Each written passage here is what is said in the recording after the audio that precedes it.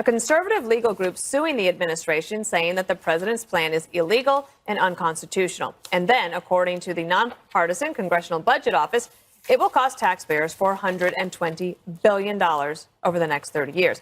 And that price tag could rise even higher thanks to Biden's decision to extend a pause on federal student loan repayments through the end of the year because of COVID. I thought that was over. Anyway, moderate Democrats say they're concerned about its effects heading into the midterms. I just thought there was other ways that we could do it. I cannot answer when people call me and saying, you're giving X amount of dollars away, 10,000 or 20,000 to this class. How about I paid mine off? Why am I penalized? So CBO says $420 billion, Jesse, but Penn Wharton still says it could be up to $1 trillion. Dana, it costs $0. Remember, that's what he said. First of all, it looks like it's illegal. When's the president been allowed to spend all that money? I thought Congress was supposed to spend the money, so that might go down in flames in court. I was in Texas, and people weren't talking about really the border. They weren't talking about crime. They were pissed off that Biden bailed out grad students. The regular middle-class, hardworking, blue-collar guys could not believe how unfair this administration is. They understand it more than most concepts because they get it. It's easy to understand. And this was reverse class warfare. And they feel like you have to be kidding me to do this at a time when the economy's teetering on a recession. I was going over my financials with an advisor today, and the amount of money that you have to start putting away for college now, if you have young children, it is astronomical. Did you faint? 529. 529 is like my advice. The minute she's pregnant, you start opening up the 529, a couple $100 a week. You hold up, you see the straight line, and just start putting money into the savings account. Brian, I'm going to be working as much as you are. How dare you? You have said from the beginning that this was likely to be challenged in court. Now we finally have a suit. So what happens now? Do we have to wait to find out about the lawsuit before these loans are forgiven, or do the loans get forgiven?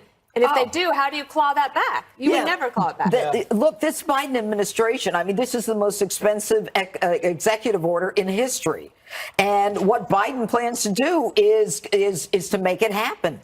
And they can sue, and unless there's a temporary restraining order or some kind of order holding the administration's feet to the fire, saying you can't forgive this, forget about the extending the pause. There's nothing that we can do. Hopefully they'll get that extension or the pause. My biggest concern is this. The administration continues to lie to us. We know that a recession is when you have 2 quarters of negative GDP, okay, a recession. Some people think it's a recession, so some people think it isn't.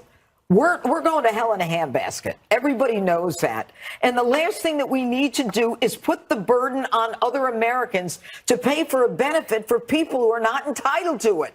Veterans are entitled to it. Senior citizens who are on a fixed income are entitled to it. These people are not entitled to it, especially if they make, $125,000 a year or $250 a couple. I mean, that's nonsense.